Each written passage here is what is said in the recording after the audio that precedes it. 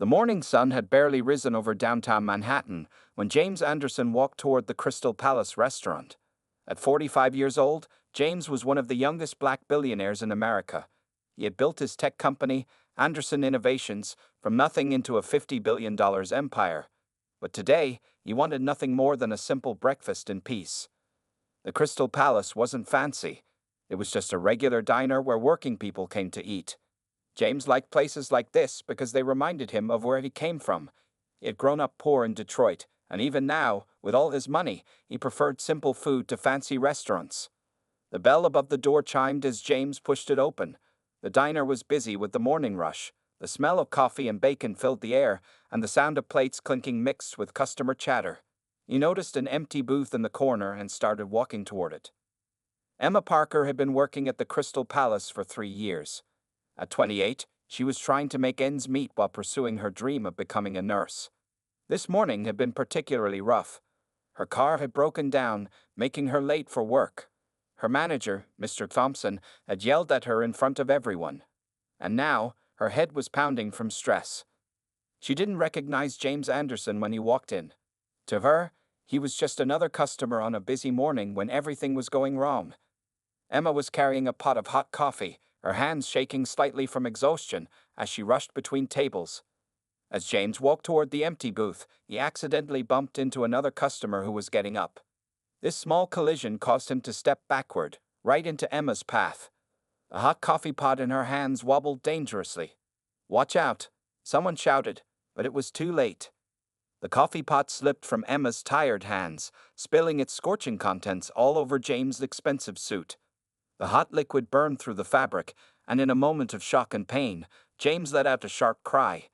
What happened next seemed to unfold in slow motion. Emma, already on edge from her terrible morning, reacted instinctively. As James turned toward her, his face twisted in pain, her hand moved before her brain could stop it. The sound of the slap echoed through the suddenly silent diner. Everyone froze. Emma's hand flew to her mouth in horror as she realized what she had done. James stood there, his left cheek reddening from the slap, his $3,000 suit ruined with coffee stains. The entire diner had gone completely quiet, with every customer and staff member staring at the scene. Mr. Thompson, the manager, rushed out from behind the counter. His face had turned pale as he recognized James Anderson from business magazines and TV. "Mr. Anderson, sir, I am so terribly sorry," he stammered, pulling out a clean napkin and trying to help clean the coffee stains.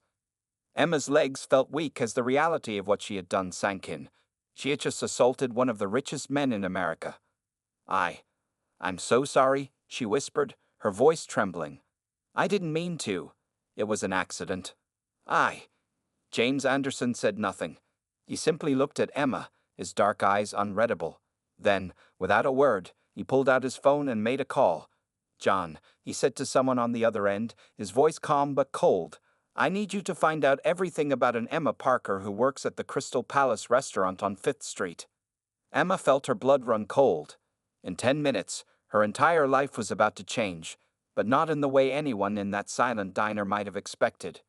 This was just the beginning of a story that would make headlines across the city, a story about consequences, redemption, and the unexpected turns life can take in a single moment. The diner remained frozen in that terrible silence, the air thick with tension, as James Anderson walked out the door, leaving behind a trembling waitress who had no idea that her impulsive action would lead to one of the most extraordinary chain of events in her life. Emma Parker sat in the employee break room, her hands shaking as she held a paper cup of water. The events of the past hour kept replaying in her mind like a bad movie. Mr. Thompson had sent her to take a break after James Anderson left, but she knew it wasn't really a break. It was waiting for the axe to fall. Outside in the diner, whispers spread from table to table. Customers who had witnessed the incident were already posting about it on social media. Some had even recorded videos of the confrontation on their phones. Emma's mistake was about to go viral, and she knew it. Meanwhile, in the back of his luxury car, James Anderson loosened his coffee-stained tie. His personal assistant, John Martinez, was giving him information through the car's speakerphone. "Mr. Anderson, I have the details you asked for about Emma Parker," John said. "She's 28, single, working 2 jobs. She's studying to become a nurse, taking evening classes at the community college. She has $45,000 in student loans and helps support her younger sister who has a disability. James sat quietly, listening. The left side of his face still stung from the slap, but something else was bothering him more. He remembered the look in Emma's eyes just before she slapped him. It wasn't anger, it was fear and exhaustion. He had seen that same look in his mother's eyes years ago when she worked double shifts at a factory to support him. Back at the diner, Mr. Thompson was pacing in his office, making frantic phone calls to the restaurant's owner.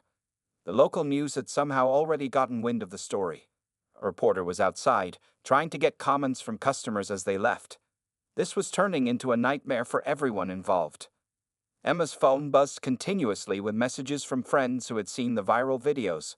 "OMG, did you really slap James Anderson?" Read one message. "You're all over Twitter," said another. She felt sick to her stomach. 3 years of hard work, her nursing school dreams, her sister's support. Everything was about to disappear because of one terrible moment. But James Anderson wasn't making the phone calls everyone expected. Instead of contacting his lawyers, he was reaching out to Dr. Sarah Chen, the Dean of Nursing at Manhattan Medical College. "Sarah," he said, "remember that scholarship program we discussed last month? I think I've found our first candidate." John Martinez was confused. "Sir," he said carefully, "are you sure about this? She assaulted you in public. The press is already picking up the story. Wouldn't it be better to let her face the consequences?" James touched his cheek again and smiled slightly. "Sometimes, John, the best revenge isn't revenge at all. Pull up outside the diner. I'm going back in." The diner fell silent again when James Anderson walked back through the door 15 minutes later. This time, he wasn't alone. Behind him were two well-dressed women, Dr. Sarah Chen and Lisa Morrison, the head of the Anderson Foundation's education initiative. Mr. Thompson rushed forward, apologizing again, but James held up his hand to stop him. "Where is Miss Parker?" he asked quietly. Emma heard her name being called and walked out of the break room, her legs feeling like jelly. She expected to see police officers or lawyers. Instead, she saw James Anderson standing there with a gentle smile on his face. "Miss Parker," he said, his voice carrying clearly through the silent diner, "I believe we got off on the wrong foot this morning.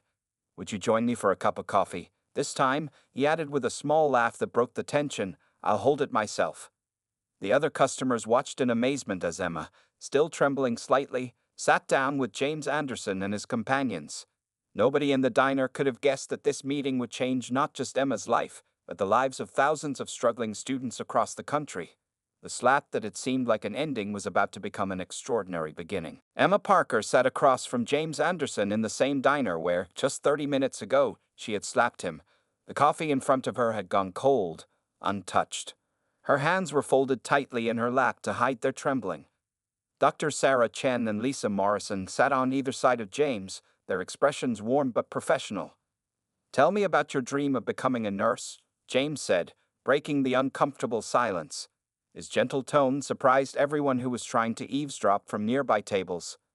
Emma swallowed hard. I've wanted to be a nurse since I was 16, she began softly. My sister got sick, and I watched the nurses take care of her. It made such a difference." She paused, fighting back tears. "But with tuition costs and supporting my sister, I can only take 2 classes per semester. At this rate, it'll take me 6 more years to finish." Dr. Chen nodded, making notes in her tablet. "And you maintain a 3.8 GPA while working 2 jobs?" she asked, clearly impressed. "That shows remarkable dedication." The other customers in the diner had given up pretending not to listen. Even Mr. Thompson stood nearby, clutching his order pad but not writing anything down. The scene was surreal. A billionaire, a college dean, and a foundation executive all sitting with the waitress who had slapped one of them. James leaned forward slightly. "Miss Parker, I believe that moments of crisis can lead to unexpected opportunities. What happened this morning was unfortunate, but it helped me see something important." He paused, making sure he had her full attention. "I saw myself 20 years ago, struggling, exhausted, trying to build a future while barely keeping the present together." Lisa Morrison opened her briefcase and pulled out a folder. "The Anderson Foundation is launching a new program," she explained, sliding the folder across the table. "We're calling it the Second Chance Scholarship Initiative. It covers full tuition, books, and provides a living stipend so recipients can focus on their studies full-time. Emma's hands shook as she opened the folder. Inside was an acceptance letter to Manhattan Medical College's accelerated nursing program, starting next semester. The scholarship would cover everything, even her existing student loans would be paid off. But Emma looked up, confused. Why, after what I did? Because, James said, his voice firm but kind, success isn't just about talent or hard work. Sometimes, it's about getting one real chance at the right moment. 20 years ago, someone took a chance on me when I made a mistake. Today, I'm taking a chance on you. Dr. Chen smiled. The accelerated program is intense, but with your grades and dedication, I believe you'll excel. You could complete your nursing degree in 18 months instead of 6 years. Tears rolled down Emma's cheeks as the reality of what was happening sank in. Around the diner, customers who had been recording earlier were recording again, but for a very different reason. This wasn't a story about a waitress slapping a billionaire anymore. It was becoming something else entirely. There is one condition, James added, his expression serious. When you graduate, I want you to help us identify other struggling students for this program. Success should be a ladder that we lower back down for others to climb up. Emma nodded, unable to speak through her tears. Mr. Thompson was beaming now, proud that his diner would be known for this moment rather than the morning's incident. The other waitresses were wiping their eyes too, touched by what they were witnessing. As James Anderson stood to leave, he reached into his pocket and left a tip on the table, a check for $10,000 made out to the diner's employee education fund. Sometimes, he said loud enough for everyone to hear, the best way to respond to a hard moment is to make it the beginning of something better. The news that would spread from the Crystal Palace diner that day wouldn't be about a slap or a ruined suit. Instead, it would be about how a moment of crisis turned into an opportunity that would eventually change hundreds of lives. And it all started because a billionaire chose compassion over revenge. 1 week after the incident at Crystal Palace Diner, Emma Parker stood in front of her bathroom mirror, hardly recognizing herself. She was wearing a new navy blue blazer and pencil skirt. Proper clothes for her first day at Manhattan Medical College. The outfit had been delivered yesterday, along with several others, courtesy of Lisa Morrison from the Anderson Foundation. The viral video of her slapping James Anderson had over 5 million views now, but the second video, showing him offering her the scholarship, had twice as many. The comments section was filled with people sharing their own struggles with education and praising James's response to the situation. Emma's phone buzzed with a text from her sister, Jenny. "You're going to do amazing today. I'm so proud of you."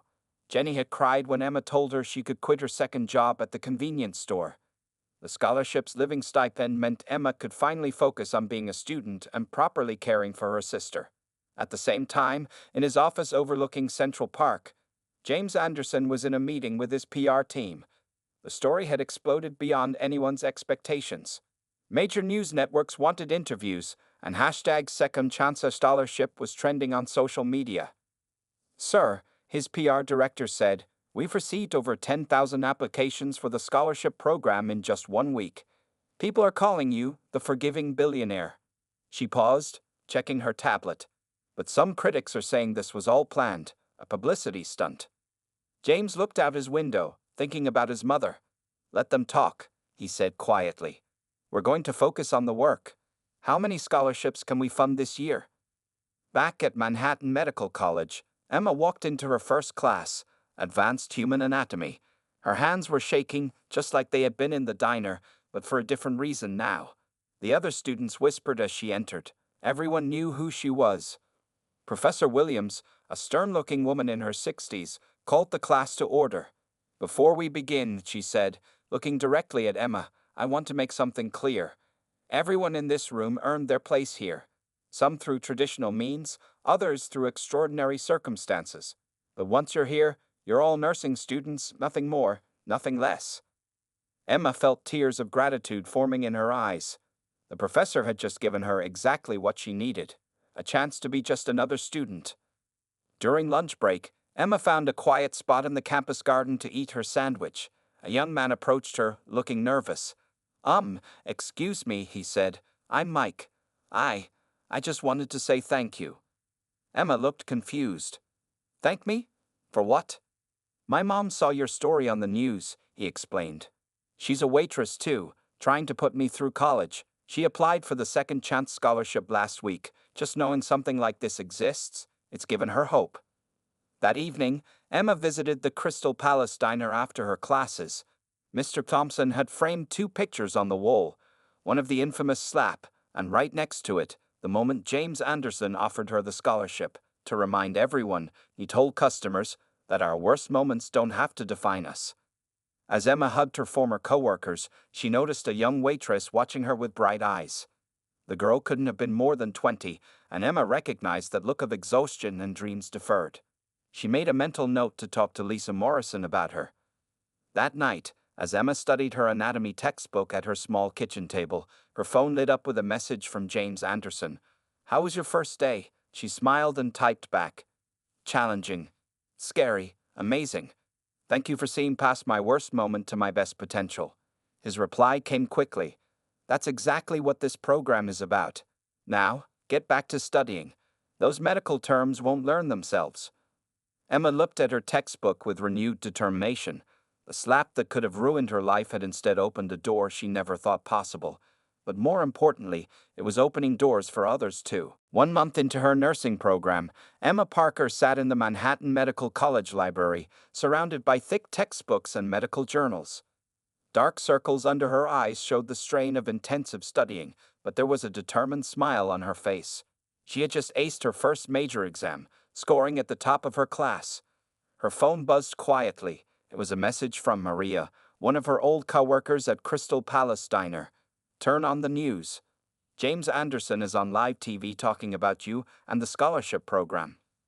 Emma quickly pulled up the news feed on her tablet. There was James Anderson, sitting across from a famous talk show host. He looked calm and composed in his perfectly tailored suit, very different from the coffee-stained man she had encountered that fateful morning. "So, Mr. Anderson," a host was saying, "your second chance scholarship program has received over 50,000 applications in just 1 month. Did you expect this kind of response?" James leaned forward slightly. "The response shows us something important. There are thousands of talented, hard-working people out there who just need one opportunity. Emma Parker, our first scholar, is already excelling in her nursing program, but this isn't just about her anymore." The camera cut to pre-recorded footage of a new initiative. The Anderson Foundation was opening education support centers in diners and restaurants across the country. These centers would help service workers apply for scholarships and educational programs. Emma felt tears forming in her eyes as she watched. The simple diner where she had made her terrible mistake was now helping others avoid the desperation she had felt that day. Later that afternoon, Emma had her weekly meeting with Lisa Morrison from the Anderson Foundation. These meetings usually focused on her academic progress, but today was different. Lisa had a special request. "We're organizing a gala dinner," Lisa explained, spreading out some documents. "We want to announce the next 100 scholarship recipients. James thinks you should be the one to give the opening speech." Emma's heart raced. "Me? But won't people just see me as the waitress who slapped him?" Lisa smiled warmly. "That's exactly why it needs to be you. Your story shows that one mistake doesn't define a person's worth or future." Meanwhile, across town, James Anderson was meeting with his board of directors. Some members were concerned about the rapidly expanding scholarship program's cost. "We've allocated $50 million already," one director argued. "The shareholders." James cut him off politely but firmly. "When I started this company, someone took a chance on me. Today, our stocks are at an all-time high. Supporting education isn't charity, it's an investment in human potential." That evening, Emma visited her sister Jenny, who was arranging flowers in their small apartment. Thanks to the scholarship's living stipend, they had been able to move to a better place with wheelchair access for Jenny. "I'm nervous about giving the speech," Emma admitted, helping Jenny with the flowers. "What if I mess up again?" Jenny took her sister's hand. "You didn't just get a scholarship, Emma. You started a movement. Those 100 people getting scholarships, they need to hear from someone who understands their struggles." As Emma rode the subway home, she checked her student email. Professor Williams had asked her to help tutor some struggling classmates. From the girl who was afraid to speak up in class, she was becoming someone others looked to for help. Her phone buzzed again, Another message from James Anderson, ready to inspire 100 more lives next month. Emma looked at her reflection in the subway window. The tired waitress from Crystal Palace Diner was still there, but now she wore a badge that said Student Nurse Parker and carried medical textbooks instead of coffee pots. She typed back, ready to help others get their second chance, just like I did. The slap that had echoed through a small diner was now creating ripples of change across the country. And Emma Parker, once known for her worst moment, was becoming known for helping others find their best moments instead. The grand ballroom of the Plaza Hotel sparkled with crystal chandeliers and elegant decorations. Emma Parker stood backstage, nervously adjusting her new midnight blue evening gown. In just 15 minutes, she would face a room filled with New York's elite, news cameras, and most importantly, 100 hopeful scholarship recipients and their families. "You've got this," Lisa Morrison whispered, helping Emma with her note cards. "Just speak from your heart, like we practiced." From behind the curtain, Emma could hear the excited chatter of the crowd. The 100 new scholars were easy to spot. They sat with their families, many still wearing their work uniforms because they had come straight from their jobs, just like she used to do. James Anderson appeared beside her, looking sharp in his tuxedo. "Nervous?" he asked with a kind smile. Emma nodded. "What if they just see me as the angry waitress from the viral video?" "Then show them who you become instead," James replied simply. "Remember, everyone in this room is here because of what happened that morning at the diner." The lights dimmed, and Lisa gave Emma's hand a squeeze. It was time. Emma walked onto the stage, her heart pounding as the spotlight found her. The room fell silent. She looked down at her note cards, then set them aside. "2 months ago," she began, her voice shaking slightly, "I was a waitress having the worst morning of my life. I was exhausted, desperate, and I made a terrible mistake." She paused, looking directly at the audience. "I slapped a man who had done nothing wrong except be in the wrong place at the wrong time." The room was completely still now, everyone hanging on her words. But that man, James Anderson, saw past my mistake. He saw what I could become, not what I was in my worst moment.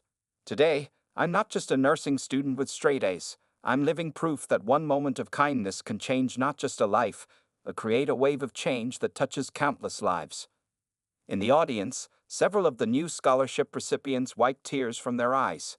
They saw themselves in Emma, hardworking people who just needed one real chance. Tonight, Emma continued, her voice growing stronger, "We welcome 100 new scholars to this program, but this isn't just about education. It's about dignity. It's about hope. And most importantly, it's about passing that hope forward." As she spoke, photos appeared on the giant screen behind her. A young single father who worked as a dishwasher, now accepted to engineering school. A grandmother who had cleaned offices for 30 years, finally pursuing her dream of becoming a teacher. A young immigrant fry cook headed to business school. James Anderson stood up from his seat, and to everyone's surprise, walked onto the stage. "Emma's story taught me something powerful," he said, standing beside her. "Success isn't just about hard work, it's about opportunity. Tonight, we're not just giving out scholarships. We're announcing the creation of the Second Chance Education Centers. We're opening 50 centers in diners and restaurants across America, with plans for 500 more." The room erupted in applause. News cameras flashed as James and Emma shook hands, a very different image from the viral slap video that had started it all. After the speech, as dinner was being served, Emma noticed something remarkable. The hotel's waitstaff were wearing pins that said, "Future Scholar." James had arranged for all of them to receive scholarship applications. One young waiter, serving coffee at Emma's table, had tears in his eyes. "I saw your viral video," he whispered. "Both of them. You made me believe that my dreams aren't crazy." Emma smiled, remembering how carefully she used to carry coffee pots. "They're not crazy," she said. "Sometimes the worst moments in our lives lead us to the best opportunities. We just have to be brave enough to grab them when they come." As she looked around the glittering ballroom, Emma could hardly believe how much had changed in 2 months. The slap that could have ended her future had instead opened doors for hundreds of others. And this was just the beginning. 6 months had passed since the gala dinner, and Emma Parker stood in a familiar place, the Crystal Palace Diner. But this time, she wasn't wearing a waitress uniform. Instead, she wore crisp blue scrubs under her white coat. She had just finished her first clinical rotation at the nearby hospital, and something had drawn her back here. The diner had changed. A new sign hung in the window.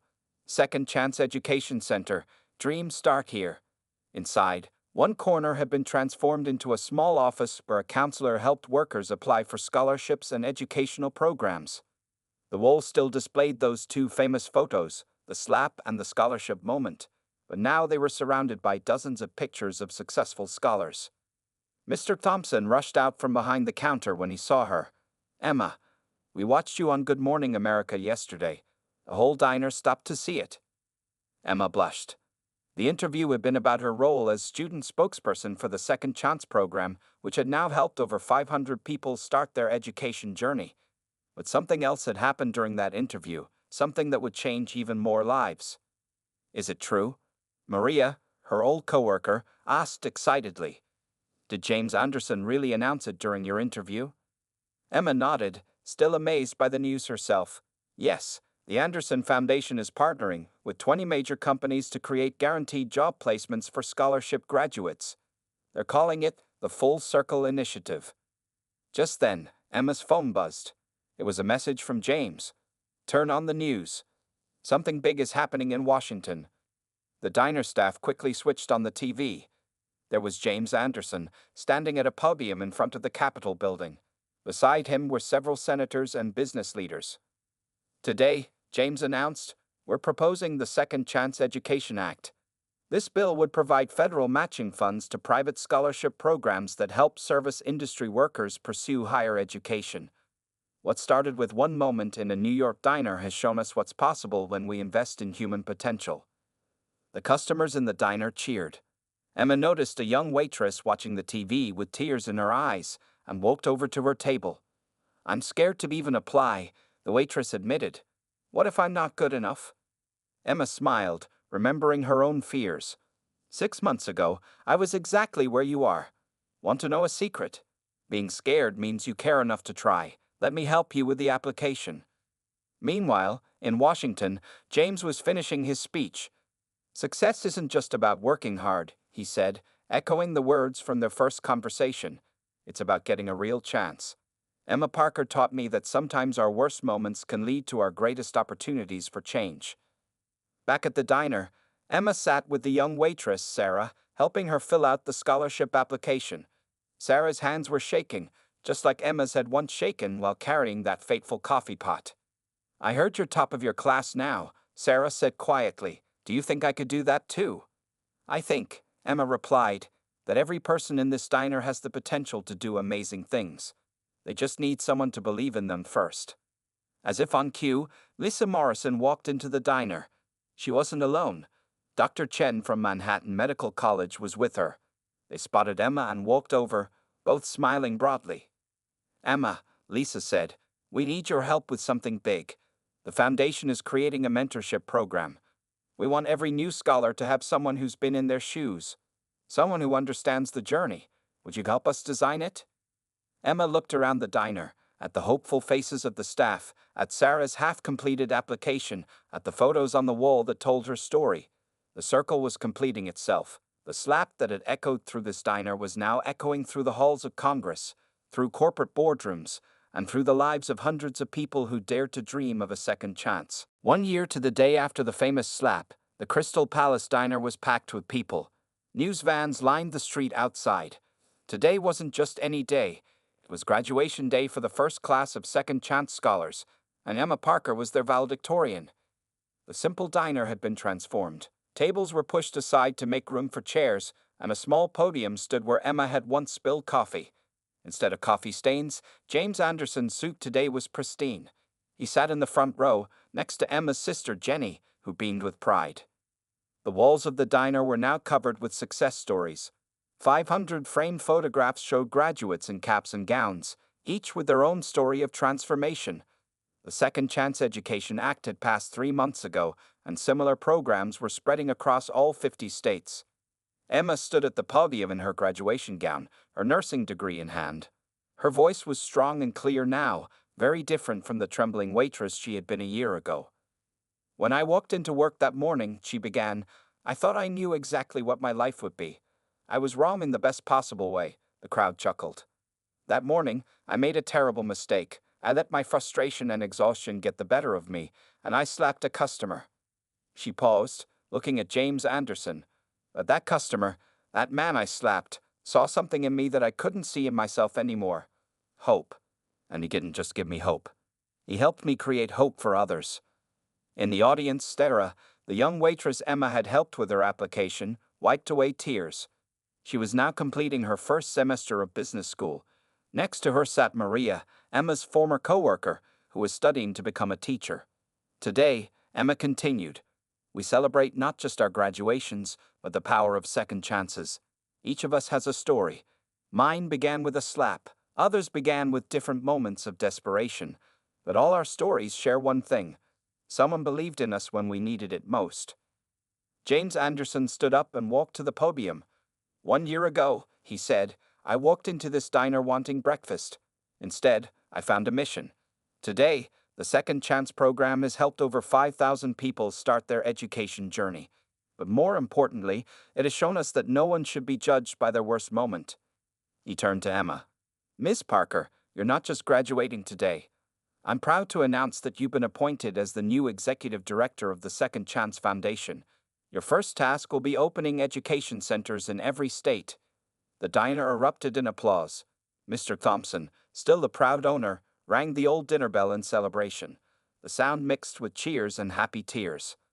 After the ceremony, as people mingled and celebrated, a young man in a waiter's uniform approached Emma. I saw your viral video last year, he said nervously. The slap video, I mean. I was having a really bad day today and almost quit. But then I saw all these pictures on the wall. Emma smiled warmly. Let me guess, you have a dream that seems impossible right now. He nodded. I want to become a doctor, with my background. Come with me, Emma said, leading him to the education center's corner office. Let me tell you about the power of second chances. Later that evening, after the crowds had gone, Emma and James sat at the diner counter drinking coffee, served by a new generation of dreamers wearing future scholar pins. Did you ever imagine, Emma asked, that a slap could change so many lives? James smiled. Sometimes the worst moments show us our best possibilities. You taught me that. As they looked around the diner, at the success stories on the walls, at the busy education center in the corner, at the hopeful faces of the staff, they both knew that this was more than just a story about a slap or a scholarship. It was proof that anyone's life could change in an instant, not through revenge, but through understanding and opportunity. The slap that had once echoed through a small New York diner had become a wave of hope that would echo through generations to come.